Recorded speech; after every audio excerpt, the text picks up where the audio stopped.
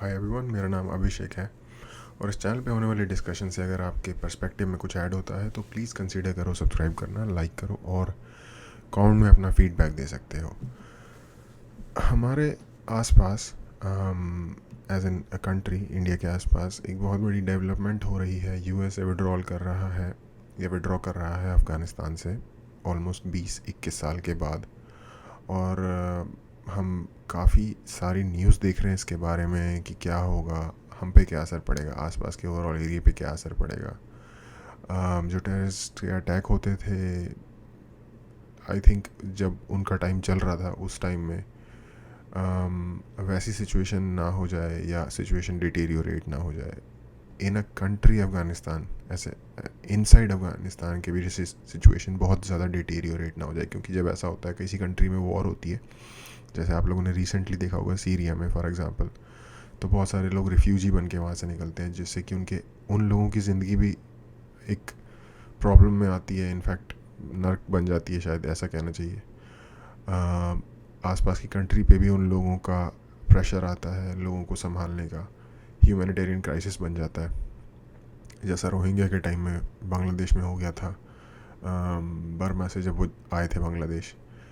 और उसके अलावा बहुत सारे लोगों की, इनोसेंट लोगों की डेथ होती है। तो इन सारी चीज़ों का बहुत सारे लोगों में डर है। मैं जनरली जियो पॉलिटिक्स से रिलेटेड, बेसिकली ये जियो पॉलिटिक्स का एक सब्जेक्ट मैटर है। मैं इस पर जनरली बात नहीं करता, लेकिन क्योंकि बहुत ही इमिनेंट और इम्पॉर्टेंट सिचुएशन है तो मैंने सोचा कि शायद इस पर कुछ बात करनी चाहिए। और स्पेशली मैंने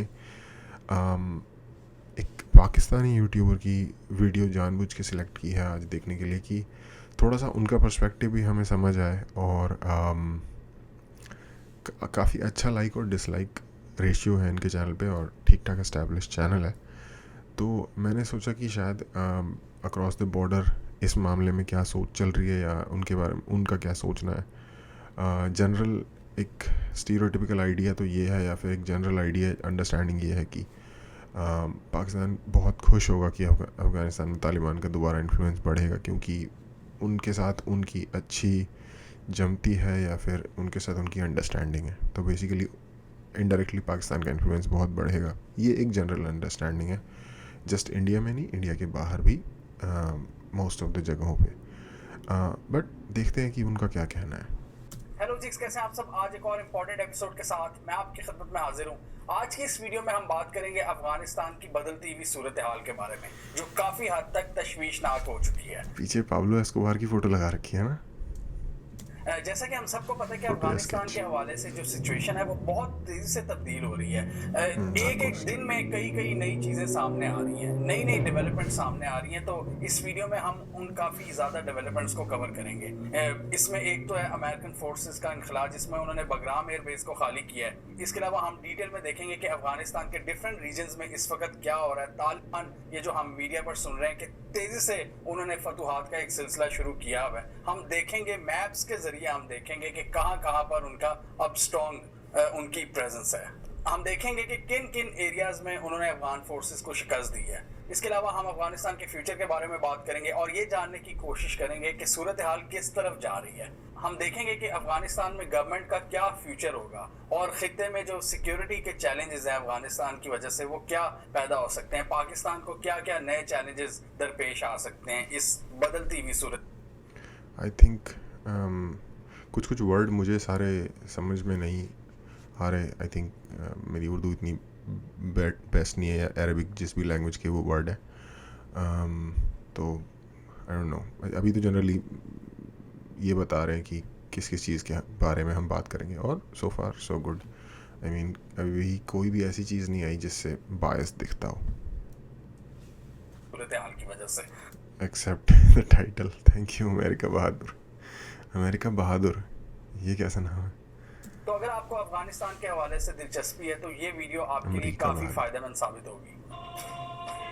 अच्छा, बगराम एयरबेस उनका सबसे बड़ा एयरबेस था तो पूरे सबसे पहले अफगानिस्तान बात करेंगे अमेरिकन फोर्सेस के इनखला के बारे में जो अभी जारी है। अभी रिसेंटली 3-4 दिन पहले उन्होंने अपनी जो सबसे बड़ी मिलिट्री बेस थी अफगानिस्तान में, बगराम एयरबेस, में। उसको इनखला खाली मतलब किया। खाली कर देना। वो यूनाइटेड स्टेट्स की जो आर्मी है उसका सबसे बड़ा गढ़ था अफगानिस्तान में, काबुल से चंद किलोमीटर की दूरी पर है, ये तकरीबन 60 किलोमीटर की दूरी पर। और वहां पर इनका जितना भी जो लॉजिस्टिक्स, जितनी भी इनका इक्विपमेंट, जितना मिलिट्री हार्डवेयर जो सप्लाई किया जाता था पूरे अफगानिस्तान को, वहां पर था। वहां पर इन्होंने रहने के लिए बहुत अच्छा, अफगानिस्तान का area generally Arizona, southern California और नेवाडा, ये जो स्टेट्स हैं ना यूएस के, और यूटा, ये जो वेस्टर्न और रॉकी माउंटेन और साउथ वेस्टर्न और रॉकी माउंटेन के आसपास के एरिया के जो स्टेट्स हैं, उनके जैसा काफ़ी ले ओवर है वहाँ की, ले ऑफ द लैंड उस तरीके का है काफ़ी ज़्यादा। ज्यादा जगह बनाई हुई थी और उसको उन्होंने खाली किया। और पूरी यूटा जैसा दुनिया लग के रहा है। मीडिया पर ये चला कि किस तरह अफगानिस्तान से अमेरिका बहादुर भागा है without achieving any Bahadur. Single objective. कुछ पर्सनल इंडिविजुअल्स के तो काफी ज्यादा ऑब्जेक्टिव्स कंप्लीट हुए होंगे, लेकिन ओवरऑल जो अमेरिका का नैरेटिव था या अमेरिका का जो टैक्स पेयर है उसको क्या फायदा हुआ। और जिस अंदाज में उन्होंने बगराम एयरवेज को खाली किया वो काफी ज्यादा अफसोसनाक था। उसके बाद खबरें आई हैं वेस्टर्न मीडिया पर, खुद उनके ही मीडिया ने ये कवर किया है कि इन्होंने अपने जो एलाइज हैं, अफगान पार्टनर्स, अफगान जो फौजी थे, उन्होंने उनको बताया भी नहीं कि हम ये छोड़कर जा रहे हैं। इवन जो बाहर गार्ड खड़े थे उन्हें भी नहीं पता चला। रात के अंधेरे में ये गए हैं, इन्होंने पूरी लाइट्स वगैरह बंद कर दी, पूरे जितने भी वहां पर सिस्टम्स थे उनको शट डाउन कर दिया और बगैर किसी को बताया ये रातों रात वहां से उड़े हैं। अफगान नेशनल आर्मी को इसका अगले दिन पता चला सुबह और उन्होंने ये बताया, उन्होंने भी काफी ज्यादा मायूसी का इजहार किया। उन्होंने कहा यार हम इनके पार्टनर्स थे, इन्होंने हमें भी नहीं बताया। और उन्होंने साथ ये भी मेंशन किया, मीडिया को बताया, मीडिया का थोड़ा विजिट करवाया उन्होंने, तो वहां पर पता चला कि रात को डाकू वहां पर एंटर हो गए थे, लोकल जो चोर वगैरह थे, और उन्होंने वहां पर भरपूर चोरी की। जो उनके हाथ लगा, जो उनकी नजर में काम की चीज थी, वो उन्होंने उठा ली वहां से। इस बात के साथ तो भाई मैं एग्री करता हूँ। अगर वो लोग इस तरीके से चले गए बिना किसी को कुछ बताए, रातों रात गायब हो गए, किसी को इन्फॉर्म, लाइक किसी हाईएस्ट लेवल पे भी इन्फॉर्म नहीं किया कि ये होने वाला है।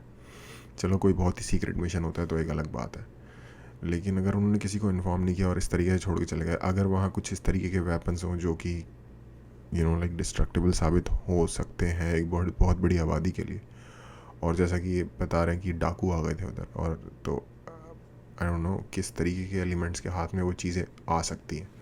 जिस तरीके की रिस्पॉन्सिबिलिटी के लिए अक्यूज़ करता है यूएस बहुत सारी दूसरी कंट्रीज़ को, उस तरीके की रिस्पॉन्सिबल बिहेवियर खुद ही वो दिखा रहे हैं। पर एक इंडियन एनालिस्ट ने बड़ा दिलचस्प तबसरा किया था। उन्होंने अमेरिकन को काफी ज्यादा क्रिटिसाइज किया कि यार ये आप लोग ये करते हैं अपने पार्टनर्स के साथ, और उन्होंने इंडियन पॉलिसी मेकर्स को खबरदार किया कि ये है अमेरिका की दोस्ती, ये करता है वो अपने दोस्तों के साथ, और ये हमने पहली, क्या नाम था, है अमेरिका की प्रवीण दोस्ती, साहब, ये करता है वो अपने दोस्तों के साथ। और ये हमने पहली कई वीडियोस में डिस्कस किया हुआ है कि अमेरिका किसी भी रीजन में आता है और वहां पर तबाही फेर के अपने हाथ झाड़ के ऐसे निकलते जैसे कुछ हुआ ही नहीं, और जो सारे सम्राट हैं वो फिर हमें फेस करने पड़ते हैं। जो इनकी कार्रवाइयां होती हैं पिछले कई दिहाइयों की, वो फिर वहां के लोकल लोगों को फेस करनी पड़ती हैं। सम्राट का मतलब होता होगा कॉन्सिक्वेंसेस, जो कि रेफरेंस से पता चल रहा है जिस हिसाब से ये बोल रहा है। सम्राट का हिंदी में पर मतलब होता है राजा। इंटरेस्टिंग। तो ये अमेरिका बहादुर का एक वतीरा है कि हर जनरेशन में, हर थोड़े थोड़े साल बाद एक मिस एडवेंचर करता है। वियतनाम में हमने देखा, इराक में, अफगानिस्तान में, और उसका नुकसान फिर जो रीजनल कंट्रीज को होता है कितना ज्यादा, उसका तो फिर आप वॉल्यूम की बात ही ना करें कि कितना ज्यादा नुकसान होता है। हाँ यार, उन्होंने वहाँ पे ऑलमोस्ट $2 ट्रिलियन खर्च भी कर दिए, लेकिन कंट्री तो एक तरीके से जिसे कहते हैं, हालांकि अमेरिकन के आने से पहले भी अफ़गानिस्तान की कोई ख़ास अच्छी सिचुएशन नहीं थी। पहले भी वो बहुत 70s से ही वो सिविल वॉर में चली गई थी, 80s के बाद तो पूरा डिक्लाइन हो गया था। ज़बरदस्त सिविल वॉर डिफरेंट तरीके के उसके बीच में, और उसके बाद जब तालिबान ने वहाँ पे कब्ज़ा कर लिया, वो एक डिफरेंट तरीके से ही उस कंट्री को चला रहे थे, बहुत ही मिडीवल तरीके से। आई डोंट नो, यहाँ पे ये कहा जा सकता है कि जब अमेरिकन ने जब अफगानिस्तान जब छोड़ रहे हैं तो क्या वो जैसा उन्हें मिला था उससे अच्छी हालत में छोड़ रहे हैं या बुरी हालत में छोड़ रहे हैं? शायद थोड़ा अच्छी हालत में ही छोड़ रहे होंगे, क्योंकि उससे पहले भी कोई बहुत बुरा हाल नहीं था। बट जो इंस्टेबिलिटी है आई थिंक वो शायद ज़्यादा फियर फैक्टर बन रही है। अच्छी हालत में जब मैं कह रहा हूँ, मेरा मतलब है इंफ्रास्ट्रक्चर और ऑर्गेनाइजेशन वाइज। तो हम देख रहे हैं कि जिस तरह अमेरिकी फोर्सेस का इनखला हो रहा है अफगानिस्तान से, वहीं पैरेलल में जो तालिबान की फोर्सेस हैं वो बहुत तेजी से अफगानिस्तान पर काबिज हो रही हैं। और अफगान जो नेशनल आर्मी है, जो अशरफ गनी की आर्मी है, जिसको अमेरिका ने स्ट्रेंथन किया पिछले 20 सालों में, वो बहुत तेजी से उनके आगे हथियार डाल रहे हैं। और ये कोई मैं नहीं कह रहा, ये कोई पाकिस्तान का मीडिया नहीं कह रहा, ये वेस्टर्न मीडिया आपको बता रहा है, ये अल जजीरा आपको बता रहा है, ये आपको BBC बता रहा है, ये आपको CNN बता रहा है, ये वॉशिंगटन पोस्ट बता रहा है, ये आपको न्यूयॉर्क टाइम्स बता रहा है। जो इनकी हालत हुई है अफगान नेशनल आर्मी की, बहुत ही बुरे हालात हैं। और इस वक्त हम आगे जाकर आपको बताएंगे, पूरा मैप्स के साथ दिखाएंगे कि कहां कहां पर तालिबान इस वक्त पहुंच चुके हैं, उनका स्ट्रॉन्ग होल्ड बन चुका है, वो उनके गढ़ बन चुके हैं। वो हम आपको बताएंगे सबसे प्रोमिनेंट कामयाबी ताजिकिस्तान अफगान बॉर्डर पे तालिबान पड़ा की, था जिसको आजकल रिपोर्ट किया जा रहा है बहुत ज्यादा। अफगानिस्तान का एक नॉर्दर्न प्रोविंस है जो ताजिकिस्तान के साथ कुंदूज, लगता है। yeah. इस नॉर्थ में कभी भी तालिबान ने कोई अहम कामयाबी हासिल नहीं की थी पिछले कई सालों में। इवन व्हेन जब तालिबान का फुल ऑन दौर चल रहा था तो भी यहाँ पे उनका शासन नहीं था। एक और फैक्शन था अफगानिस्तान में, उसको कहते हैं नॉर्दर्न अलायंस।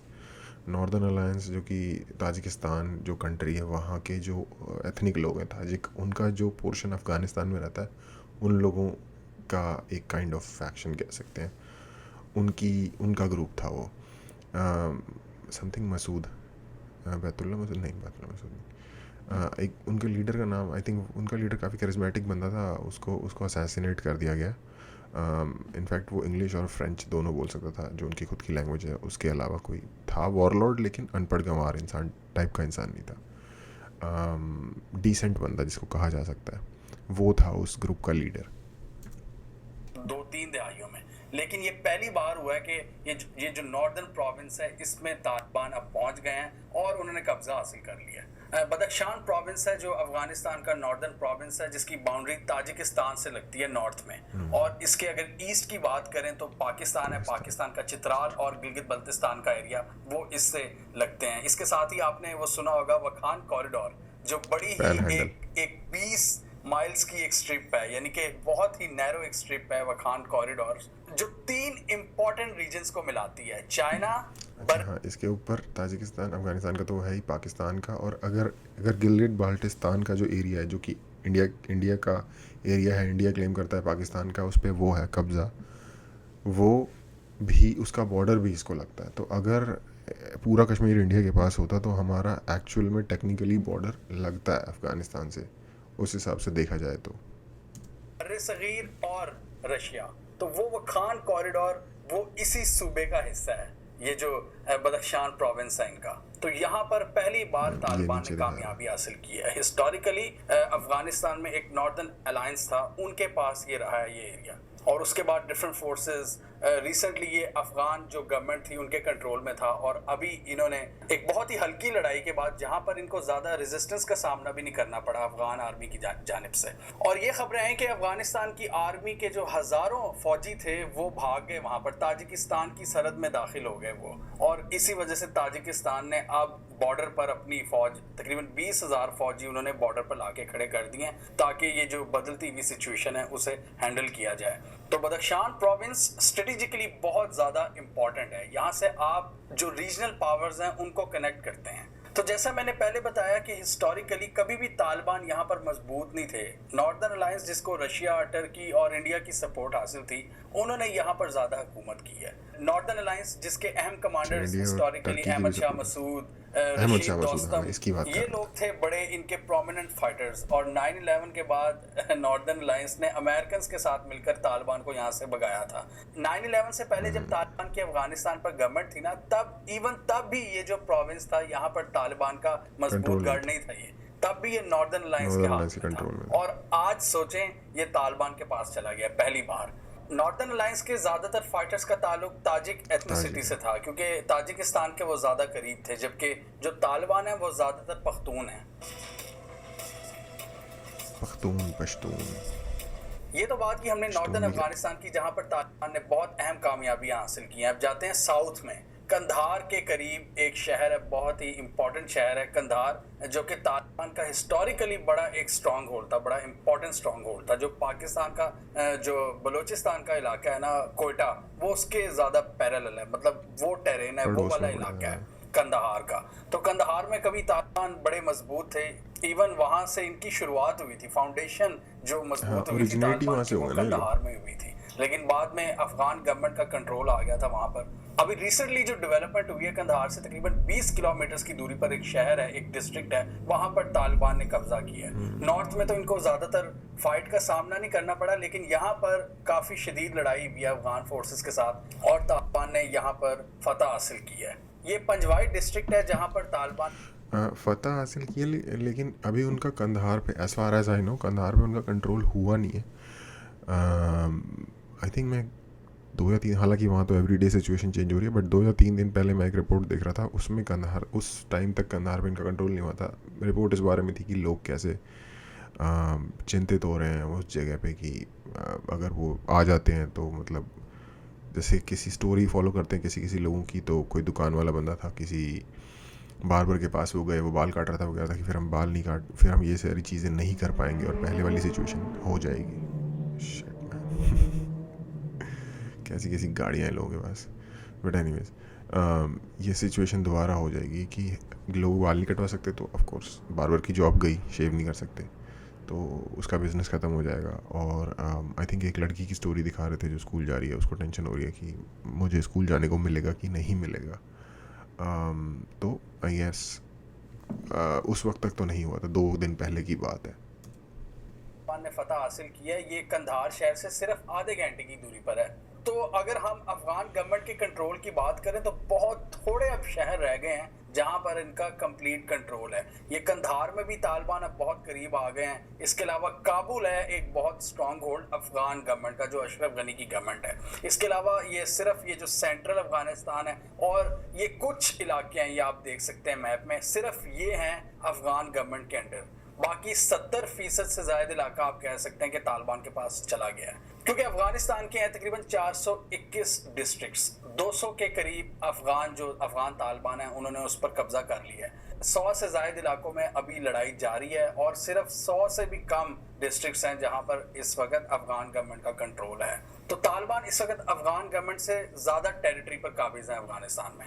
अभी ये जो खबरें सामने तालिबान के पास डिस्ट्रिक्ट तो कम है, आई थिंक कहते हैं कि 1/3 डिस्ट्रिक्ट है सो फार, लेकिन आई थिंक उन डिस्ट्रिक्ट्स का एरिया बड़ा है, आ रही है कि अफगान आर्मी स्पार्सली हार रही पॉपुलेटेड। है, इनसे शिकस्त खा रही है या भाग रही है ताजिकिस्तान में या इधर उधर। इसकी वजह से एक मोहतात अंदाजे के मुताबिक सिर्फ 6 माह तक इनकी गवर्नमेंट कायम रहेगी। सिर्फ 6 माह की कैपेबिलिटी है इनमें लड़ने की। और ऑब्वियसली जब इनकी आर्मी पूरी ख़त्म हो जाएगी, मतलब ख़त्म से मतलब सरेंडर कर देगी या भाग जाएगी या कुछ मार दिए जाएंगे तालिबान की जानिब से, फिर क्या होगा? फिर ऑब्वियसली इनकी गवर्नमेंट का खात्मा ही होगा फिर। इसके अलावा जो कंटेस्टेड रीजन्स हैं जहां पर अभी तालिबान ने पूरा कंट्रोल हासिल नहीं किया, वहां पर भी जो अहम शाहराहें हैं वहां पर तालिबान काबिज हो गए हैं, मतलब वहां पर उन्होंने नाके लगाए हुए हैं। और ये बात बड़ी मशहूर है कि अफगानिस्तान में जो रोड्स पर कब्जा कर लेता है ना, जो अहम शाहराहों पर कब्जा कर लेता है, हुकूमत उसी की होती है। और ये भी एक बहुत बड़ी रीज़न है कि ये आई थिंक जस्ट अफगानिस्तान में नहीं, ये पूरी दुनिया में ही अप्लाई करता है कि बेसिकली आर्टरीज़ का काम करती हैं, जो रोड्स होती हैं, जो हाईवेज़ होते हैं किसी भी कंट्री के। और किसी भी कंट्री में अगर इस तरीके की सिचुएशन है, तो जैसे कि सिविल वॉर है या कुछ इस तरीके का, डिफरेंट फैक्शंस का डिफरेंट पोर्शंस पे कंट्रोल है, तो ऑफ कोर्स स्टार्टिंग रास्तों पे कंट्रोल करके ही होती है।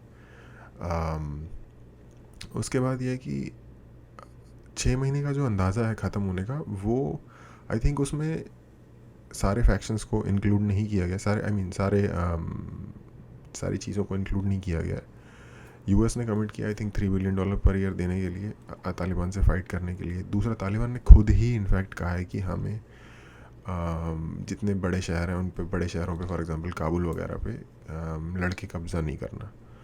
तो और मुझे भी ऐसा लग रहा था कि काइंड ऑफ बहुत ही गिव अप मोड में चल रहे हैं अफ़गानिस्तान की जो करंट गवर्नमेंट है वो। लेकिन रीसेंट उनके जो उनकी जो बात करने के तरीके में जो फ़र्क दिखा है कि नहीं, हम कमिट करते हैं, हम प्लेज लेते हैं कि हम जो हमने इलाका खोया है वो भी वापस लेंगे और मतलब अफ़गानिस्तान को प्रॉपरली कंट्रोल करके रन करेंगे। तो कुछ कह नहीं सकते। आई मीन ये डेफिनेट नहीं है कि वो जीत ही जाएंगे। हाँ, इस वक्त वो अब आई मीन एक पॉजिटिव लाइक गेम उनकी साइड पे दिख रहा है इस वक्त। लेकिन रिसोर्सेज की कमी अगर इनको भी ना हुई, ठीक है, तो पैसों के लिए लड़ने वालों की कभी कमी नहीं होती, या किसी भी और रीज़न की वजह से। दोनों साइड पे ही आई थिंक दोनों साइड को मानने वाले लोग किसी न किसी हद तक इक्वल होंगे, जो कमिटेड होंगे। तो आई थिंक इतना इजी नहीं होगा। और एक मैं और न्यूज़ देख रहा था जिसमें कि यूएस गवर्नमेंट ने कहा है कि वो एयर सपोर्ट भी किसी हद तक अफ़गान गवर्नमेंट को प्रोवाइड करना चाहते हैं अगर ज़रूरत पड़ी तो, तालिबान से लड़ने के लिए। तो एक वो भी चीज़ है कि इनका जो होल्ड है वो अफगान गवर्नमेंट से इस वक्त ज़्यादा है। मेन शहरों पर इनका कब्जा है इस वक्त अफगान तालिबान का। अब इस सारी सिचुएशन का जो फ्यूचर है, जो मुस्तकबिल है, वो क्या होगा? चीज़ें किस तरफ जा रही हैं? ये जो सूरत हाल तब्दील हो रही है कि मतलब इसका रिजल्ट क्या निकलेगा? ऑब्वियसली ये हम एंड पर डिस्कस करेंगे। पहले जरा अमेरिका का रोल हम डिस्कस कर लें। बड़ा ये एक बेशर्मी का सबूत दिया अमेरिकन ने वैसे यार, मतलब पूरे अफगानिस्तान को तबाह बर्बाद करके अब ये जा रहे हैं जी। इनका ये एक तरीका बन चुका है, इनकी आदत बन चुकी है कि हर नहीं, इस चीज़ से मैं नहीं एग्री करता कि उन्होंने तबाह बर्बाद किया है। हाँ, उनकी बॉम्बिंग में काफ़ी सारे लोगों की डेथ हुई होगी जो सिविलियन थे, जिनका कोई लेना देना नहीं था लड़ाई से, इस बात तक एग्री किया जा सकता है। बट एज़ फार एज किसी कंट्री को देखो, कंट्री एक बेसिकली पीस ऑफ लैंड और लोग ही होते हैं ना, उस चीज़ को ऑर्गेनाइज करना पड़ता है, गवर्नमेंट सिस्टम और लाइक ओवरऑल रूलिंग इंफ्रास्ट्रक्चर बनाना पड़ता है। एक रूलिंग इंफ्रास्ट्रक्चर जो कि एक अरेंजमेंट है, एक डिज़ाइन है, और एक फिज़िकल इंफ्रास्ट्रक्चर, रोड्स हो गई, लाइक डिफरेंट तरीके की फैसिलिटीज़ हो गई, एयरपोर्ट्स, ट्रेन स्टेशंस, इस तरीके की चीज़ें, हाईवेज़ हो गए। तो मुझे लगता है कि 2021 में आज के टाइम पे अफ़गानिस्तान इन दोनों ही चीज़ों में बेटर होगा। जब 2001 या 2000 के आसपास जब अमेरिका एंटर हुआ था अफ़गानिस्तान में, तो इस हिसाब से मैं मानता हूँ कि बर्बाद तो नहीं उन्होंने किया है, उन्होंने पैसा स्पेंड किया। हालांकि ज़्यादातर पैसा इनके खुद के कॉन्ट्रैक्टर पे ही लगा है और वो फिर वापस वो अमेरिका में गया है। ये एक चीज़ काफ़ी लोगों को मिसकंसेप्शन है कि अमेरिका ने $2 ट्रिलियन खर्च कर दिया अफ़गानिस्तान के ऊपर। अफ़गानिस्तान में खर्च किए हैं अपने खुद के ऊपर। तो बेसिकली वो सारा पैसा वापस यूएस इकोनॉमी में ही चैनल हो गया है किसी भी चीज़ के थ्रू, जैसे उनके खुद के कॉन्ट्रैक्टर्स के थ्रू।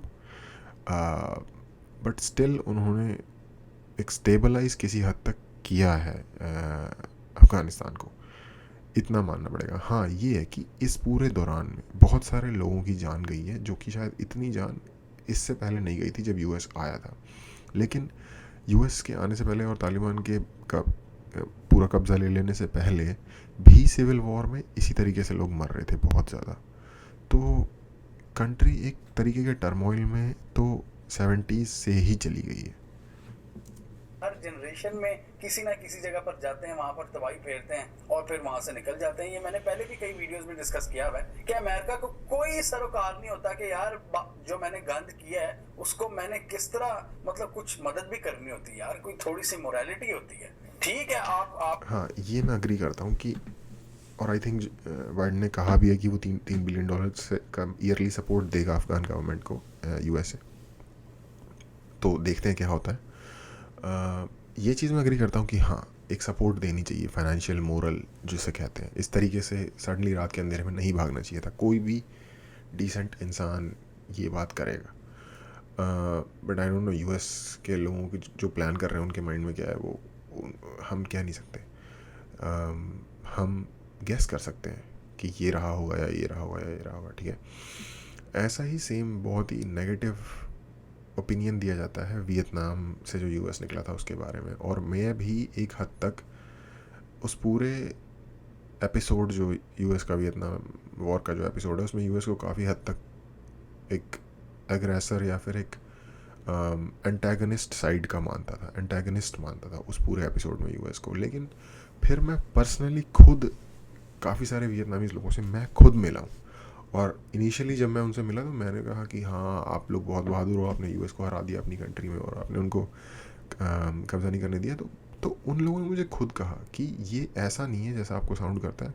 अगर यूएस जीत जाता तो एज ए कंट्री वियतनाम एक अच्छी पोजीशन में होता, क्योंकि वो लोग सपोर्ट कर रहे थे साउथ वियतनाम को और जीता एक्चुअली नॉर्थ वियतनाम। सारे वियतनामीज यूएस के अगेंस्ट नहीं थे, साउथ वियतनामीज यूएस के साथ थे, और नॉर्थ वियतनामीज जिसको वियतकॉन्ग कहते हैं जो उनकी पार्टी थी वो यूएस के अगेंस्ट थी। तो पिक्चर उतनी वन साइडेड या फिर ब्लैक एंड वाइट नहीं होती, कहीं ग्रे का कोई शेड होता है। ये चीज़ आई थिंक हमें कॉन्वर्सेशन में लाने की ज़रूरत है। आपका अगर आपका था कि यार हमने दहशतगर्दी का मुकाबला करना है तो आप कर, लेकिन ये 20 साल आपने जो अपनी फोर्सेस जिस तरह वहां पर बिठाए रखी और उसके बाद जिस तरह आप जा रहे हैं, मुझे ये बताएं आपने अचीव क्या किया। कोई एक चीज बता दें जो आपने अचीव की। आप बुरी तरह से हार कर निकल रहे हैं। उस वक्त भी 9/11 से पहले भी तालिबान की हुकूमत थी, आज भी तालिबान की हुकूमत है। तो चेंज क्या हुआ है? चेंज सिर्फ ये हुआ है कि अफगानियों की जिंदगी हराम कर दी आपने। इस वक्त एक ऐसी डिवाइड क्रिएट कर दी आपने जो मतलब मैं सोच भी नहीं सकता यार कि उस वक्त इस वक्त क्या सिचुएशन होगी वहां पर। जो लड़ाई की एक कैफियत है, अफगानियों को आपस में आपने लड़ा के रख दिया। ये वही गोरे की स्कीम है कि divide and rule. Somewhat agree करता हूँ लेकिन मोस्टली डिसएग्री करता हूँ मैं इस बात से। चेंज हुआ है, अफ़गानिस्तान में एक प्रॉपर डेमोक्रेटिक प्रोसीजर इंट्रोड्यूस हो गया है। अब ये कहा जा सकता, अब यहाँ तक मैं डिसएग्री करता हूँ कि ये चेंज हुआ है कि एक प्रॉपर डेमोक्रेटिक प्रोसीजर इंट्रोड्यूस हो गया, इससे पहले नहीं था। इससे पहले वॉरलॉर्ड्स, डिफरेंट वॉरलॉर्ड्स और तालिबान का डिफरेंट एरियाज़ पे कब्जा था। कंट्री पहले भी डिवाइडेड ही थी, जब एक पोर्शन पे नॉर्दर्न अलायंस का, मेजॉरिटी पोर्शन पे तालिबान का, कुछ और पोर्शंस पे कुछ दूसरे वॉरलॉर्ड्स का कब्जा है, तो कंट्री तभी भी डिवाइडेड ही है, तभी भी कोई यूनाइटेड नहीं है वो कंट्री। तब भी लोग लड़ रहे हैं, तब भी लोग मर रहे हैं, और बहुत सारे लोग जो गवर्नमेंट सपोर्टर हैं वो तब भी तालिबान से त्रस्त थे। बहुत सारे लोग जो तालिबान के सपोर्टर हैं वो गवर्नमेंट से त्रस्त हैं। त्रस्त का मतलब होता है, अगर कोई किसी को हिंदी इतनी सही से नहीं आती तो फेड अप या फिर परेशान का थोड़ा हायर डिग्री, क्या कहेंगे उत्पीड़न को इंग्लिश में, अब्यूज़्ड है। तो ये सिचुएशन आज भी है, बट देखो बहुत सारे लोग डेमोक्रेसी के अगेंस्ट होंगे क्योंकि उनको डिफरेंट तरीके के कंट्री रनिंग प्रोसीजर पसंद है, ठीक है, एडमिनिस्ट्रेशन सिस्टम पसंद है। पर मुझे लगता है कि और डेमोक्रेसी परफेक्ट नहीं है, लेकिन अब तक की जितने सिस्टम्स ह्यूमन ने डिस्कवर किए हैं या क्रिएट किए हैं उनमें डेमोक्रेसी बेस्ट है। इस बात में कोई शक नहीं होना चाहिए। दुनिया की जितनी भी रहने लायक कंट्री हैं सही मायनों में आज के दिन में, उन सब में प्रॉपर डेमोक्रेसी है। रहने लायक से मेरा मतलब जहाँ इंसान के नाते वैल्यू है, इंसान की इंसानियत की कोई वैल्यू है। डिवाइड कर दिया आपने बुरी तरह से उस सोसाइटी को। आपने 20 सालों में एक जाली सेटअप को सपोर्ट किया, उसको करते रहे। बहुत ज़्यादा लोग ऑब्वियसली उन्होंने उस वर्जन को बाय किया, वो उसके सपोर्टर हो गए। इसमें लोगों की तो कोई गलती नहीं है। लोग तो बेचारे मौका देखते हैं कि यार हमें तो अगर कोई एक एंटिटी ऑफर कर रही है हम उसके पास जाएंगे। लेकिन अब वो भी सेटअप कमज़ोर हो जाएगा। अब जिस तरह हम देख रहे हैं कि जिस तरह एक लड़ाई हो रही है, तो ये क्या फ्यूचर बनेगा इसका। और बाइडन साहब की बेशर्मी देखें, उनसे सवाल पूछा गया अफगानिस्तान के हवाले से, उन्होंने कहा कि यार मैं अच्छी चीज़ों को डिस्कस करना चाहता हूँ, मुझसे भी ऐसे सवाल ना करो। अफगानिस्तान पर सवाल को उन्होंने बिल्कुल जायज़ बेशरम बोला, सही है, डिच करा दिया। मतलब यार आप ऐसे करते हैं। तबाही जब आप मचा रहे थे, आपने उस वक्त तो नहीं बात की खुशियों की, उस वक्त तो आपको कोई ख्याल नहीं आया। आपको अपनी खुशियों का एहसास है, लेकिन आपको अफगानिस्तान के बच्चों की खुशियों का एहसास नहीं है।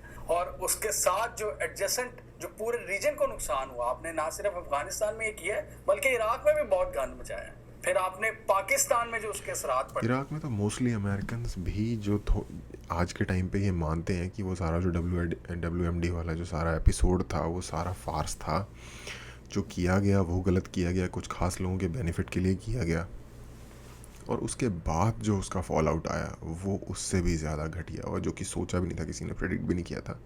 समझदार लोग शायद प्रेडिक्ट कर सकते होंगे कि जब कुछ लोग आउट ऑफ फेवर हो जाएंगे बट वो हथियार से लैस हैं और फाइटिंग कैपेबिलिटी से लैस हैं, तो वो क्या करेंगे। For example x bath party members, जो कि सद्दाम हुसैन की पार्टी थी जो रूल कर रही थी इराक को एज ए डिक्टेटरशिप, उसी के लोगों ने बाद में आईसिस क्रिएट किया है। तो वो तो एक क्लस्टर फक जिसको कहते हैं वो था, नो डाउट। 75,000 लोग हमारे भी शहीद हुए हैं।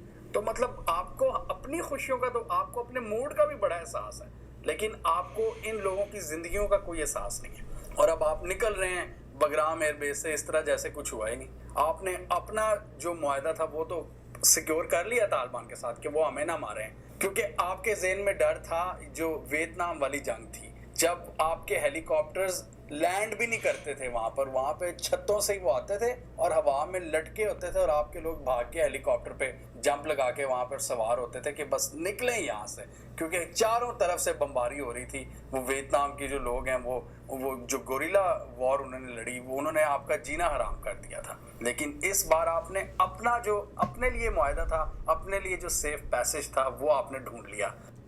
अच्छा, वियतनाम का मैंने क्या ही दिया, हर कोई उसके साथ नहीं था और हर कोई उस आउटकम से खुश नहीं है वियतनाम में भी। वो तो एक अलग पूरी डिस्कशन है, उसमें जाया जा सकता है आप कम्युनिज्म को सपोर्ट करते हो कि नहीं करते हो। वियतनाम फ्री मार्केट होता तो शायद ज़्यादा तेज़ी से तरक्की करता, डिफरेंट चीज़ें हो सकती हैं उसके बारे में। अब पर ये वाली जो सिचुएशन है, इसमें अमेरिका का आना वो आई थिंक हर किसी को जस्टिफाइड लगा था उस टाइम पे। इनफैक्ट पाकिस्तान ने हेल्प की थी उनकी आने में। जितनी भी कंट्रियों से वोट करवाया गया था, majority pretty good majority voted yes. I think 3 countries थी जिन्होंने नो वोट किया था, अफगानिस्तान खुद, इराक और एक शायद और पता नहीं कोई कंट्री थी जिसने नो वोट किया था। अदरवाइज ऑलमोस्ट सारी कंट्री ने यूएन में उसके सपोर्ट में वोट किया था। तो आना सही, again half of this is I agree with. जहाँ वो जिस फैशन में रहे हैं, ये पूरी तरीके से भाई आई कॉन्कर कि उनका तरीका गलत है।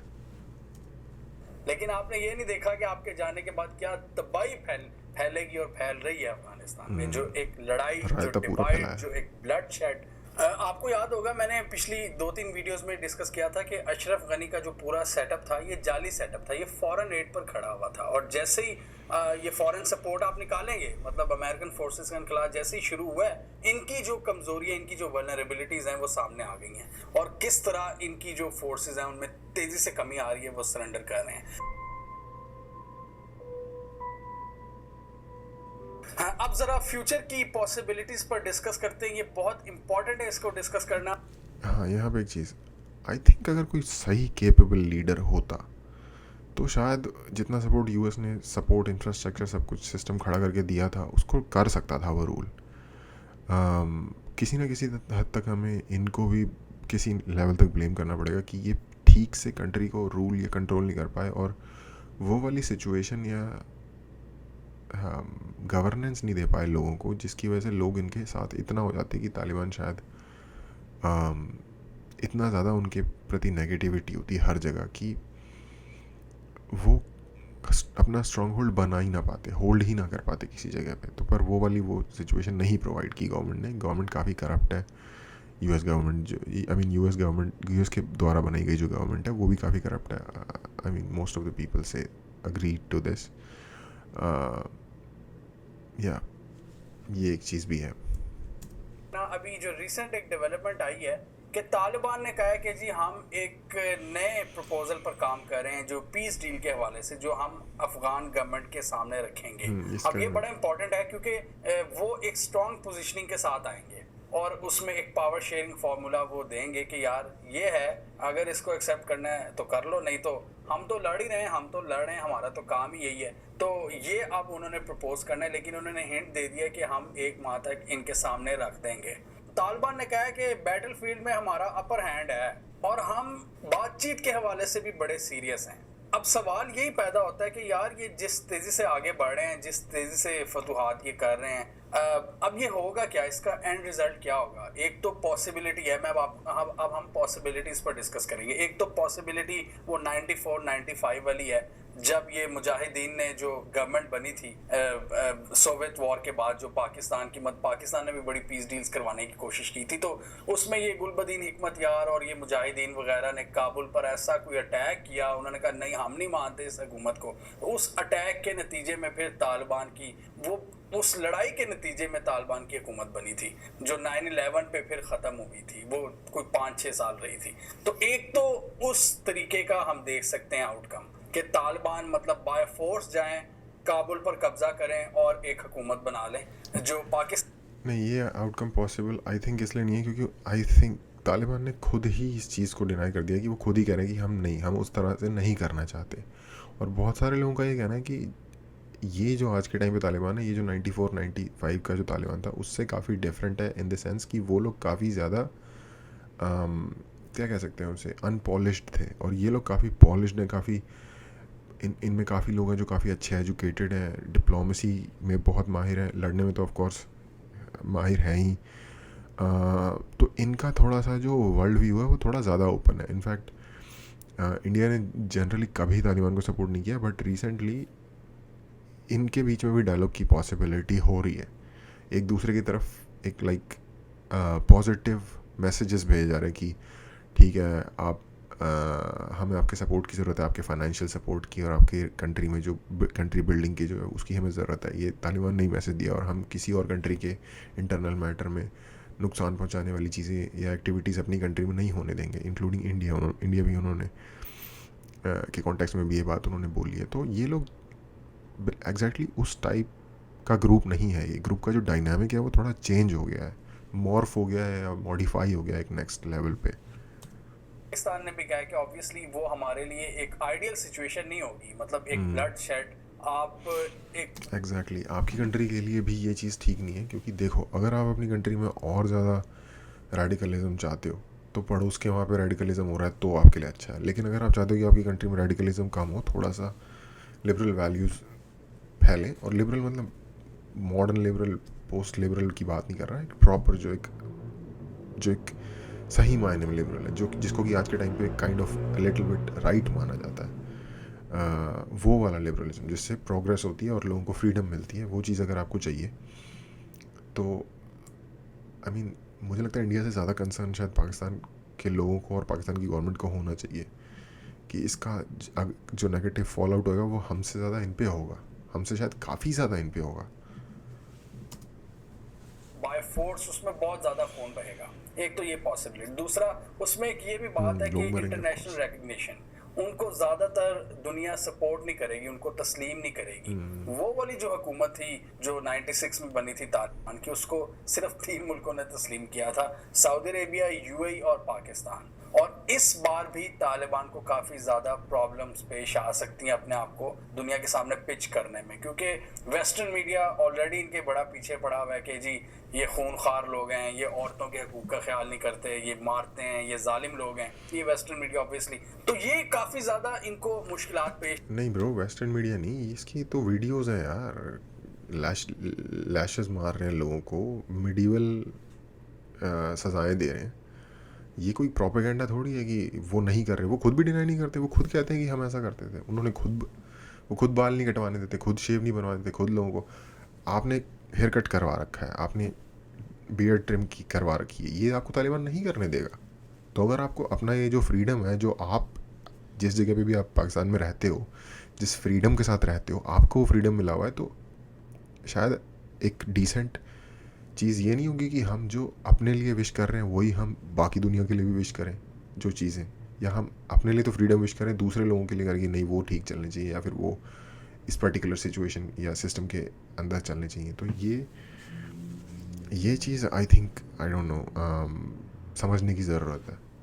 पेश आ सकती हैं रिकग्निशन के हवाले से। लेकिन एक हमने चीज़ ये भी देखी है कि आजकल की जो तालिबान की लीडरशिप है वो 96 के मुकाबले में थोड़ी सी सोफिस्टिकेटेड है, थोड़ी सी उनके पास मतलब बातचीत करने का भी तरीका है। ये जो हमने कतर में देखा है, जिस डिसेंट तरीके से वो आगे आए हैं और जिस तरह पूरे मगरबी मीडिया से उन्होंने बातें भी की हैं, न्यूयॉर्क टाइम्स में इवन आर्टिकल भी उन्होंने लिख दिए हैं तालिबान की लीडरशिप ने, और इनके पास इस वक्त पैसा भी है, मतलब स्ट्रांग पोजीशन है इस वक्त इनकी। तो इस सूरत हाल में डेफिनेटली वो अपने आप को मनवाने की कोशिश करेंगे, अपना इमेज दुनिया के सामने बेहतर अंदाज में दिखाने की कोशिश करेंगे कि देखो जी हमें ख्याल है, हमें औरतों का भी ख्याल है, हम लेकिन हम इस्लाम का जो नफाज है वो उस मुतालबे मतलब उस ऑब्जेक्टिव से हम पीछे नहीं हटेंगे जो वो कहते हैं कि हम अफगानिस्तान में इस्लाम का निज़ाम नाफिज करना चाहते हैं। तो बताने का मकसद ये है कि 96 के मुकाबले में इन्होंने भी काफ़ी कुछ सीखा है और ये कोशिश करेंगे कि इनके दुनिया के यार कोई भी सिस्टम लगाओ किसी भी कंट्री पे, एंड ऑफ द डे उस सिस्टम की जस्टिफिकेशन ये होनी चाहिए कि एक आम बंदा जो है, एक आम जो अफ़गानिस्तान का सिटीज़न है उसकी लाइफ पहले से बेटर हुई है या ख़राब हुई है? अगर ख़राब हुई है तो वो सिस्टम फेल है, अगर बेटर हुई है तो वो सिस्टम अच्छा है, सिंपल एज दैट। एटलीस्ट पहले वाले सिस्टम से अच्छा है जो टिल दैट टाइम एग्जिस्ट करता था, या फिर बिफोर दैट सिस्टम एग्जिस्ट करता था, क्योंकि वो आम इंसान की लाइफ को बेटर बना रहा है। साथ बेहतर ताल्लुकात बने हैं। चाइना's plans for एक Afghanistan। और पॉसिबिलिटी ये है कि इस रीजन के दो इंपॉर्टेंट प्लेयर्स पाकिस्तान और चाइना, जो जो दोनों की फिलॉसफी इस वक्त काफी सिमिलर है कि रीजनल कनेक्टिविटी और स्टेबिलिटी, ताकि ट्रेड में इजाफा हो, ताकि सारी चीजें अच्छे तरीके से चलें। तो ये पाकिस्तान और चाइना का ऑब्जेक्टिव है। तो इसके तहत भी हम देख सकते हैं कि पाकिस्तान और चाइना मिलकर अफगानिस्तान की स्टेबिलिटी में एक अहम किरदार अदा कर सकते हैं। चाइना ऑब्वियसली फ्यूचर में अपना किरदार देख रहा है अफगानिस्तान के अंदर एक कंस्ट्रक्टिव प्लेयर के तौर पर।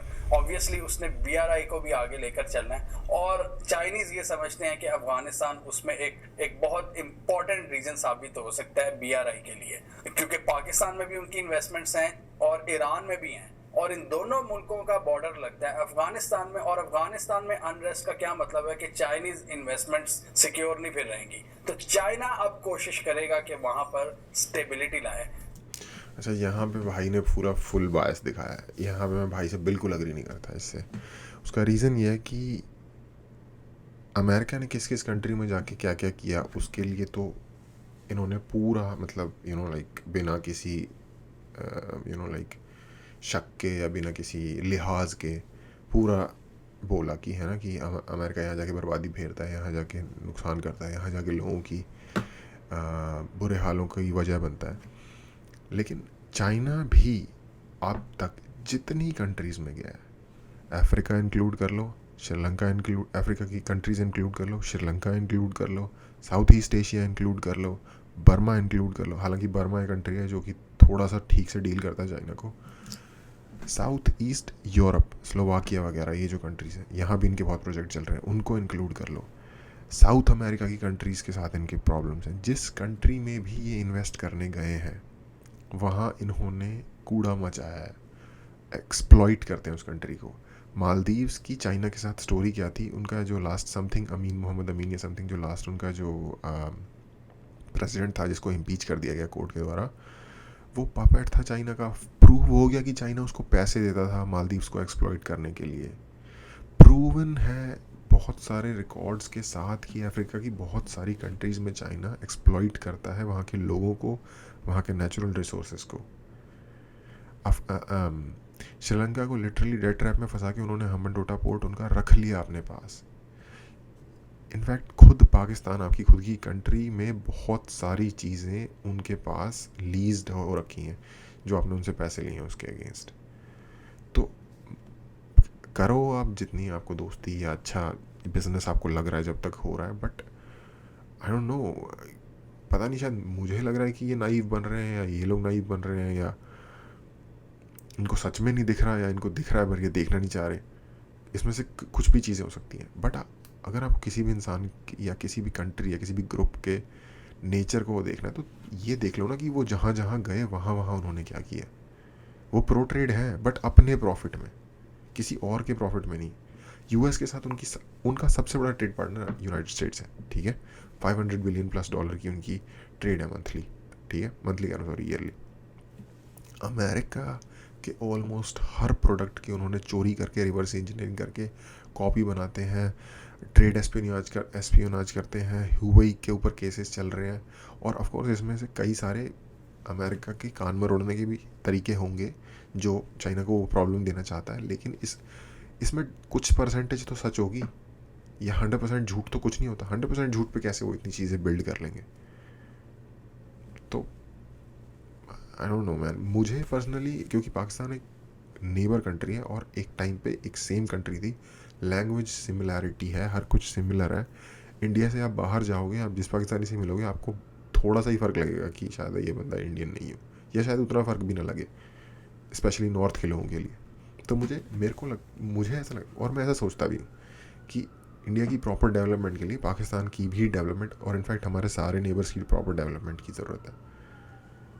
तो मैं नहीं चाहता, एज एन स्मार्ट इंडियन मैं कहूँगा, कोई भी बंदा जो स्मार्ट इनफ होगा थिंक पुलिस है आसपास उसको वेट कर लेते हैं। कोई भी बंदा जो स्मार्ट इनफ होगा, जो थोड़ा सा दूर का देखता होगा, वो ये भी चाहेगा कि सिर्फ हम नहीं, हमारे नेबर भी स्टेबल रहे। हम स्टेबल हैं और साथ में 22 करोड़ लोगों का एक देश अनस्टेबल है, हमारे लिए ये बहुत बड़ी प्रॉब्लम हो सकती है। और इसी तरह तो इसलिए मैं चाहता हूँ कि पाकिस्तान एक प्रॉपर तरक्की करे और शायद रिलेशन बेटर हो दोनों कंट्रीज़ में। पाकिस्तान के लिंक्स को यूज करते हुए, क्योंकि पाकिस्तान का ऑब्वियसली काफी ज्यादा वहां पर दोस्तियां हैं, तो ये तो एक क्लियर चीज है और इस पर काम भी शुरू हुआ है कि चाइना और पाकिस्तान इस वक्त पूरी कोशिश कर रहे हैं कि यहाँ पर एक पॉजिटिव रोल दोस्ती नहीं अदा होती करें।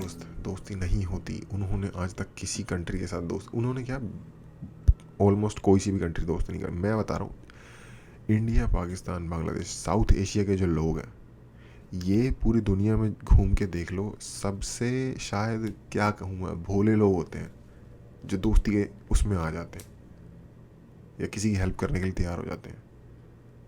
ये और हाँ, हमारे अंदर बहुत सारी कमियां हैं, बहुत सारे झूठ बोलना और छोटे छोटे कैरेक्टर फेलियर्स हैं हमारे अंदर, लेकिन इनहेरेंटली मुझे लगता है कि हम लोग बहुत डिसेंट हैं, इंक्लूडिंग पाकिस्तान में। पाकिस्तान को भी इंक्लूड करके बोल रहा हूँ, बांग्लादेश को भी इंक्लूड करके बोल रहा हूँ, नेपाल को भी इंक्लूड करके बोल रहा हूँ, भूटान को भी, जो पूरा साउथ एशिया है बेसिकली, अफगान। पूरी दुनिया में आप घूम के देख लेना, आपको इस ग्रुप के जो लोग मिलेंगे ना, इवन तिब्बत भी, ये सारा काइंड ऑफ साउथ एशिया के स्फेयर में ही आता है, वो भी, तिब्बत भी, ये सबसे डिसेंट लोग होते हैं व्यवहार करने में, बिहेव करने में एक दूसरे के साथ पूरी दुनिया में। और उसका कोई आउटकम भी निकले। इस वक्त चाइनीज डेलीगेशन भी आपको नजर आएंगे, तालिबान से वो इंगेजमेंट कर रहे हैं और हल निकालने की कोशिश कर रहे हैं। चाइना अपना किरदार ऑब्वियसली एक सॉफ्ट पावर के तौर पर यूज करना चाहता है, इन्वेस्टमेंट्स, कनेक्टिविटी और ट्रेड के थ्रू, क्योंकि उसने ये देख लिया है कि अफगानिस्तान में पिछले 40 सालों में 2 सुपर पावर्स फेल हुई हैं, सोवियत यूनियन और अमेरिका बहादुर।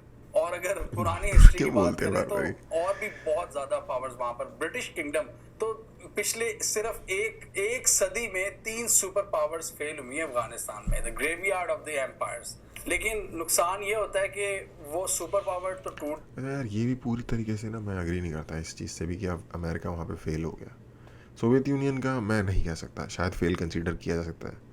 अमेरिका ने ऑलमोस्ट अपने सारे ऑब्जेक्टिव अचीव किए हैं। अब वो भाग गए, वो बात अलग है, खड़े पैर, ठीक है, बट जिस ऑब्जेक्टिव्स के साथ वो आए थे, जिन ऑब्जेक्टिव के साथ, ठीक है, वो उन्होंने सारे अचीव कर लिए।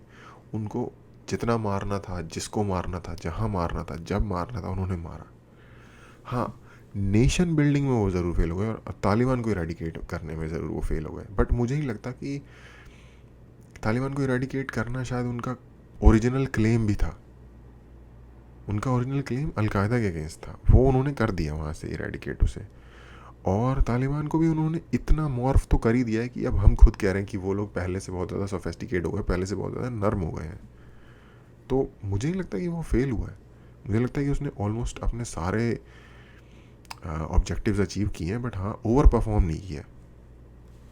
और कभी ना कभी तो उनको जाना ही था। उन्होंने कौन सा उसको अपनी 51st स्टेट बना लेना था अफगानिस्तान को, तो अब जाना था तो अब चले गए। उनको सूट किया, उनको अब सूट किया, वो अब चले गए। ये भी काइंड ऑफ लाइक उनके ही फेवर में पॉइंट जा रहा है। हालांकि हाँ, इनडिसेंट बिहेवियर कहा जा सकता है, लेकिन काम तो उन्होंने अपने मतलब से, अपने हिसाब से, अपने टाइम पे किया ना। जाती है साथ अफगानिस्तान को भी वो मतलब तबाह करके छोड़ते हैं। हम तो डूबे हैं सनम, तुमको भी ले डूबेंगे। तो चाइना ने ये चीज बड़े गौर से ऑब्जर्व की है। चाइनीज बड़े तेज हैं कि जो मिलिट्री सोल्यूशन है वो इसका हल नहीं है, मैं सॉफ्ट पावर के थ्रू अपना कंस्ट्रक्टिव जो रोल है वो प्ले करूँ अफगानिस्तान में। पाकिस्तान का जो इतना पुराना ख्वाब है कि सेंट्रल एशिया को कनेक्ट करे अफगानिस्तान के थ्रू, और भी मतलब चाइना भी यही चाहता है कि उनको उसको शॉर्टेस्ट रूट्स मिले अफगानिस्तान के थ्रू, तो ये तभी मुमकिन होगा जब वहां पर अमन आएगा।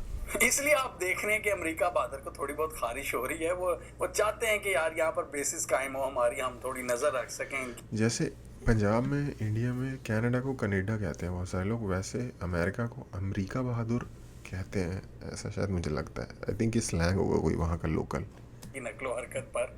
उनको अब ऑब्वियसली ये डर है, ये 20 साल क्यों लगे हैं, मतलब 20 साल बैठना क्या क्या इतनी ज़रूरत थी। वो यही डर था उनको कि यार जैसे ही हम निकलेंगे तो दूसरी जो पावर्स हैं उनका इन्फ्लुएंस ज़्यादा हो जाएगा। तो ये हमने इस वीडियो में भी डिस्कस किया था कि जो कमज़ोर ममालिक होते हैं अफगानिस्तान जैसे, उनको सुपर पावर्स अपना अपना बैटल फील्ड समझती हैं, वहाँ पर अपनी प्रॉक्सीज के थ्रू वो लड़ती हैं। हिस्टोरिकली अगर बात करें तो रशिया, अमेरिका और ये ब्रिटिश किंगडम वगैरह। इसके अलावा हम सबको पता है कि चाइना की रशिया और ईरान से भी बड़ी आइडियल दोस्ती है, और रशिया और ईरान के भी अपने अपने रीजन के हवाले से उनके भी कुछ लिंक्स मौजूद हैं जो बैठे हैं अफगानिस्तान में। रशिया की नॉर्दर्न साइड पर उनके लिंक्स हैं और ईरान के जो साउथ वेस्टर्न साइड है अफगानिस्तान की, वहाँ पर लिंक्स मौजूद हैं। उनका तो बॉर्डर लगता ऑब्वियसली है ना। चाइना ये एक्सपेक्ट करेगा कि ये ममालिक भी मदद करें चाइना का, और ये पूरे रीजन का जो एक गोल है कनेक्टिविटी का, उसको अचीव करने में। तो फ्यूचर अब यही है कि यार ये सारे रीजनल कंट्रीज मिलकर काम करें, क्योंकि अमेरिका की तरह इन कंट्रीज के हवाले से कम ये डर नहीं है कि इस रीजन में ये तबाही फेरेंगे। पहले तो ये हिम्मत करेंगे कि तबाही फेरेंगे, उसके बाद जाने की ऑडेसिटी, मतलब इतनी हिम्मत यार, बड़ा जिगरा चाहिए इसके लिए। क्योंकि अगर अफगानिस्तान में स्टेबिलिटी नहीं आएगी तो हमें ही नुकसान होगा। रीजनल कंट्रीज हैं, अब अमेरिका यहाँ से 6000 मील दूर बैठा हुआ है, उसको कोई परवाह नहीं है कि अफगानिस्तान में या आसपास के कंट्रीज को क्या नुकसान होता है। ताजिकिस्तान इस वक्त अलर्ट हो गया, ईरान अलर्ट हो गया, पाकिस्तान अलर्ट हो गया, लेकिन जी अमेरिका बहादुर हमने देखा वो आराम से ऐसे उठा और वो निकल गया। तो इसलिए रीजनल कोऑपरेशन बहुत ज्यादा जरूरी है। ये बहुत ही इंपॉर्टेंट पॉइंट है कि जो रीजनल कंट्रीज हैं वो इतनी आसानी से आपको धोखा नहीं देंगे जो स्टाइल अमेरिका बहादुर का है, क्योंकि उन्हें पता है कि कोई गंद उन्होंने अगर रीजन में मारा तो उसका नुकसान हमें भी होगा। और इसमें कोई शक नहीं है कि अफगानिस्तान की जो बदलती हुई सिचुएशन है उससे पाकिस्तान को काफ़ी ज़्यादा खतरात लाहिक हो सकते हैं अगर ये सारी मैं यही कह रहा हूँ कि भाई अगर वहाँ इंस्टेबिलिटी होगी, आपकी कंट्री में भी इंस्टेबिलिटी होगी। चीज़ें पाकिस्तान की फेवर में ना गई। ये जो इस वक्त एक मिलिटेंसी का राज हो रहा है अफगानिस्तान में, जो बहुत ज़्यादा लड़ाई हो रही है, इस सूरत हाल में जो मिलिटेंट ग्रुप्स हैं, जो पाकिस्तान के दुश्मन मिलिटेंट ग्रुप्स हैं, वो फ़ायदा उठा सकते हैं, नो डाउट। टीटीपी के कुछ सेगमेंट्स को काफ़ी ज़्यादा वेलकम किया जाता है अफगानिस्तान में, इसमें किसी को कोई शक नहीं होना चाहिए। तो वो एलिमेंट्स इससे फ़ायदा उठाकर पाकिस्तान में गंद फैला सकते हैं। एक वीक और एक अनस्टेबल अफगानिस्तान का सबसे बड़ा खतरा यही है पाकिस्तान को कि दोबारा से कोई एक दहशतगर्दी की वेव यहाँ पर जन्म ना ले ले। इसलिए पाकिस्तान भी बड़ा मोहतात है। भारत की बात करें तो इमरान खान ने बड़े कॉन्फिडेंस से कहा है कि जब मैं यही सोच रहा था अभी जस्ट कि भाई बंदे ने अभी तक इंडिया के बारे में कोई बात नहीं की है। चलो एटलीस्ट कोई बुरी बात, कोई अच्छी बात नहीं की तो कोई बुरी बात भी नहीं की है। चलो बट लेट्स सी। अफगानिस्तान में सबसे बड़ा लूजर भारत है। इससे एक ये इंडिकेशन हमें मिलती है कि पाकिस्तान इतना ज़्यादा परेशान नहीं है अफगानिस्तान की सिचुएशन के हवाले से, काफ़ी हद तक चीज़ें अंडर कंट्रोल हैं। जिस कॉन्फिडेंस अब मुझे ना यही चीज़ समझ में नहीं आती। देखो ठीक है, इंडिया को चलो इस हम एंगल से मान लेते हैं लूज़र होगा कि जो हमने वहाँ इन्वेस्ट किया एजुकेशन में या उनके इंफ्रास्ट्रक्चर बिल्डअप में या जो भी है, और जिस तरीके के हमारे लाइक सुपर गुड कनेक्शन उनकी गवर्नमेंट के साथ थे, जो एग्जिस्टिंग गवर्नमेंट है उनके साथ हैं, वैसे वाले तालिबान के साथ नहीं रहे होंगे। लेकिन वो तालिबान तो खुद कह रहे हैं हमें आपसे अच्छे रिलेशन रखने और हमें आपकी हेल्प चाहिए इंफ्रास्ट्रक्चर बिल्ड करने के लिए, अपनी कंट्री को बिल्ड करने के लिए। तो पहली बात तो वो चीज़ नेगेट हो जाती है, ठीक है। और आई मीन अगर वो भी नहीं हो पाता तो हम एज अ कंट्री, इंडिया को क्या फ़र्क पड़ता है अफगानिस्तान में कुछ भी हो। थोड़ा बहुत पाकिस्तान के थ्रू फिल्टर होके लाइक मिलिटेंसी और आतंकवाद ये हो सकता है, टेररिज्म का लाइक इफ़ेक्ट आ सकता है, बट हमें कोई डायरेक्ट उनके इकोनॉमिक क्राइसिस से या उनके ह्यूमैनिटेरियन क्राइसिस से या उनके रिलीजियसली बहुत ज़्यादा कंजर्वेटिव सोसाइटी में कन्वर्ट हो जाने से, जितने वो हैं आई थिंक उससे भी बहुत ज़्यादा हमें डायरेक्टली कोई फ़र्क नहीं पड़ता। बट आपके और उनके बीच में सिमिलर कम्युनिटीज़ हैं, सिमिलर क्या same community across the border रहती है, आपको उससे प्रॉब्लम होगी। जब उन्होंने 70 से 2000 के बीच में वो लोग तगड़े लाइक डीप सिंक होल में चले गए, ठीक है। जब वो डीप सिंक होल में चले गए उसके बाद से ही पाकिस्तान में भी बहुत ज़्यादा टेररिज्म हुआ, ठीक है। अब ये कहते हैं जब अमेरिका वहाँ आया तब टेररिज्म पाकिस्तान में हुआ है बहुत ज़्यादा, ठीक है। लेकिन जो उधर बिल्डअप हो रहा था उसका इफ़ेक्ट शो होने में थोड़ा टाइम भी तो लगता ना, ये चीज़ है। हमें उसका, इंडिया को पैसे का फ़ायदा नहीं है अफगानिस्तान से, ठीक है। इंडिया को लेबर नहीं मंगानी होती वहाँ से, ना लेबर भेजनी होती है, किसी भी तरीके का पैसों का या डायरेक्ट इस तरीके का कोई नुकसान नहीं है। हाँ ये डर है ऑफ कोर्स कि अगेन जैसा कि मैं बार बार कह रहा हूँ टेररिज्म बढ़ सकता है इंडिया में, ये डर है, लेकिन वो हमसे ज़्यादा शायद 9 या 10 गुना ज़्यादा इनके कंट्री में, पाकिस्तान में है वो प्रॉब्लम वहाँ से। तो अगर हम लूज़र हैं तो शायद पैसों के लूज़र हो गए होंगे, लेकिन जो हम लगा ही रहे हैं एज लाइक एक एड ही दे रहे हैं। अब तालिबान की मान लो गवर्नमेंट आती है और उनसे हम इंडिया की गवर्नमेंट की नहीं बनती, तो पैसे हमारे सेव होंगे ना। हमारी जो उनको एड दे रहे थे वो नहीं रुक जाएगी, उनके लोगों का नुकसान है, इंडिया थोड़ी लूज़र है उसमें। ये समझने वाली बात है। से इमरान खान ने ये कहा है। और भारत, नो डाउट भारत के जो एसेट्स थे अब उनको काफ़ी ज़्यादा नुकसान तो होगा तालिबान के आने की वजह से, क्योंकि उनकी नहीं बनती थी, उनकी दोस्तियां अशरफ गनी के सेटअप के साथ थी। आप इस वीडियो में देखें, उन लोगों को हमने बताया हुआ है जो भारत की माँ पर पाकिस्तान के खिलाफ बोलते हैं, और उनका फ्यूचर अब काफ़ी ज़्यादा ब्लीक नज़र आ रहा है। तो ऑब्वियसली भारत का रोल स्ट्रेटेजिकली तो ख़त्म हो चुका है अफगानिस्तान में, लेकिन असल मसला तो पाकिस्तान को ही है ना, पाकिस्तान का बॉर्डर लगता है अफगानिस्तान के साथ। मैं यही बोल रहा हूँ, मसला एक्चुअली आप लोगों को आएगा। और जहाँ तक रह गया कि एसेट्स से ये बात कर रहे हैं कि जो इंडियन सपोर्टिंग या इंडिया सपोर्टिंग जो एलिमेंट्स हैं अफगानिस्तान में वो ख़त्म हो जाएंगे, नहीं ऐसा नहीं होता। कभी भी जब इस तरीके की सिविल वॉर होती है किसी कंट्री में, कोई भी फैक्शन पूरी तरीके से ख़त्म नहीं होता, अनलेस ये बहुत छोटी जगह पे और बहुत छोटे लेवल का फैक्शन है, ठीक है।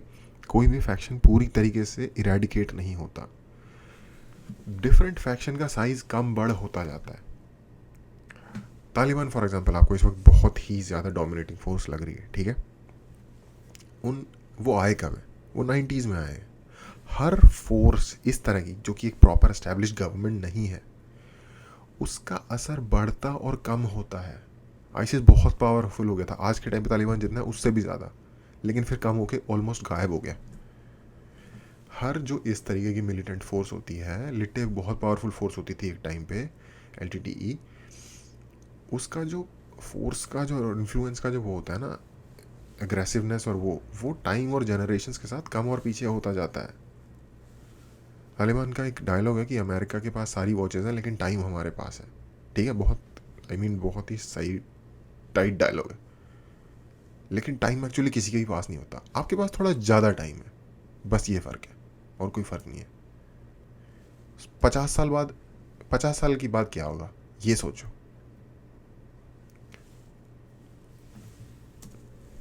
तो हमें वो सिचुएशन देखनी है कि लॉ एंड ऑर्डर की सिचुएशन ख़राब ना हो। अभी हम देख रहे हैं कि बलूचिस्तान में FC और दूसरी जो लॉ एनफोर्समेंट एजेंसीज हैं उन पर अटैक्स कुछ ज़्यादा हुए हैं पिछले कुछ दिनों में।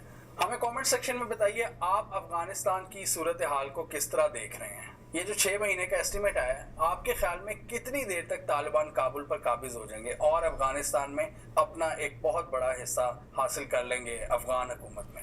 पाकिस्तान पर क्या इस पहली चीज़ इसका क्या लगता है? इससे लगता है कि हाँ बहुत ही रिस्की और बहुत ही डेंजरस सिचुएशन है। USA को विड्रॉल करना था तो थोड़ा सा एक ऑर्डरली मैनर में डेट्स के साथ दे के प्रॉपर तरीके से करना चाहिए था, प्रॉपर सपोर्ट दे के अफगान आर्मी को, ठीक है, पहली चीज़। दूसरी चीज़, लेकिन कभी ना कभी ये होना ही था, तो चलो इसी तरीके से सही, ब्रेकिंग बैड ही हो गया, ठीक है ना। जो शो है TV शो, उससे टर्म यूज़ कर लेते हैं, ब्रेकिंग बैड कर दिया उन्होंने, like withdrawing bad, breaking bad Afghan government के लिए। कब तक कब्जा कर लेंगे? 6 महीने का टाइम दिया गया, कुछ नहीं पता, हो सकता है 6 महीने से पहले भी कर लें और हो सकता है कभी भी पूरी तरीके से ना कर पाए, कुछ नहीं कहा जा सकता, क्योंकि जो गवर्नमेंट फोर्सेस हैं उनके पास भी कोई रिसोर्सेज की कमी नहीं है, मोटिवेशन की कमी है, रिसोर्सेज की कमी नहीं है, मोटिवेशन की कमी है। मोटिवेशन क्या पता उनकी कुछ सिचुएशंस ऐसी डेवलप हो जाए जो उनकी मोटिवेशन बढ़ जाए, वो रिकॉन्कर करने लग जाए उनको। तो ये कुछ नहीं कहा जा सकता, युद्ध में कुछ नहीं कहा, युद्ध की और स्पेशली इस टाइप की जो लड़ाई है उसके नेचर ही बाय नेचर वो वॉलेटाइल होता है, किसी भी तरफ जा सकता है। ओके, इसके कोई नेगेटिव असरात हो सकते हैं? चाइना किस हद तक, किस पे नेगेटिव? पाकिस्तान पर क्या इसके कोई नेगेटिव असरात अरे यार ऑब्वियसली हो सकते हैं? चाइना किस हद तक कामयाब होगा अपना एक पॉजिटिव रोल अदा करने में अफगानिस्तान में, कि कंप्लीट एक बहुत हद तक यहाँ पर स्टेबिलिटी आए और अफगानिस्तान भी इस चाइना किसी भी कंट्री में जाके उपकार करने, क्या कहते हैं उसे, हेल्प करने नहीं जाता। चाइना अपना प्रॉफिट देखने जाता है। अफगानिस्तान में लिथियम के बहुत बड़े बड़े डिपॉजिट्स हैं जो कि फ्यूचर में आने वाली बैटरी टेक्नोलॉजी के लिए बहुत ही इंपॉर्टेंट एलिमेंट है। चाइना का इस तरीके का गोल होगा अगर वो वहाँ जाएगा। कोई हेल्प किस कंट्री की, आज एक एग्जांपल दे दो जिस कंट्री की चाइना ने हेल्प कर दी। पाकिस्तान में सीपैक बना रहा है, ओके, पाकिस्तान बहुत ज़्यादा ऑब्लाइज करता है चाइना को, ठीक है। फ़ायदा आज तक क्या हुआ है वहाँ पे? एक आम बंदे को उस चीज़ का क्या फ़ायदा पहुँचा है? जो हो गया हो, जो दिख रहा हो। पूरा ये जो ट्रेड एंड कनेक्टिविटी का जो विजन है इसको ज्वाइन कर लें, कमेंट कीजिए। इसके अलावा हमारा यूट्यूब चैनल सब्सक्राइब कर लें और साथ ही वो बेल आइकॉन भी दबा लें ताकि वो स्टोरीज दुनिया भर से पाकिस्तान से जिनकी मेन स्ट्रीम मीडिया पर प्रॉपर कवरेज नहीं होती, हमारे प्लेटफॉर्म के थ्रू आप तक टाइम पर पहुंच जाएं।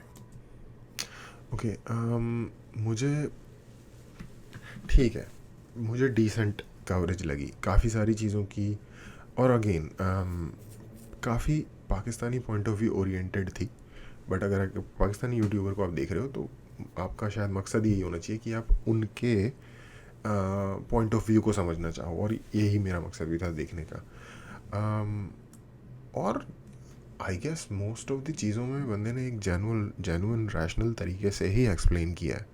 हाँ, कुछ चीज़ों पे एज एन इंडियन मैं इससे एज एन पाकिस्तानी अग्री नहीं कर सकता, और मेरे पास मेरी अग्री ना करने की वजह हो सकता है इनके पास इनकी अग्री करने की ना वजह हो, बट मेरे पास मेरा लॉजिक है ऑफ कोर्स। मेरे लॉजिक का कोई काउंटर लॉजिक, अब ये कोई डायरेक्ट कम्युनिकेशन तो है नहीं तो जो दे नहीं सकते, बट यस मैंने उसको जस्टिफाई करने की कोशिश की है। एनीवेज, अगेन ठीक, अच्छी वीडियो थी, अप्रिशिएट करने लायक। और जितना भी मुझे जो बायस लगा वो इनके खुद का जो नैरेटिव है इनकी कंट्री में, जो प्रेस बोलता है, जो इनके खुद के जो स्कॉलर्स बोलते हैं, वो उस हिसाब से आ रहा है। तो अंडरस्टैंडेबल है कि कोई भी बंदा अगर लीनियंट व्यू भी रखेगा तो ऐसा व्यू रखेगा, जो कि आई अप्रिशिएट। हर किसी को अपना व्यू ओपन करने के लिए रेडी होना चाहिए, इंक्लूडिंग अस, लाइक थोड़ा सा ओपन माइंडेड। या आज के लिए इतना ही, थैंक यू।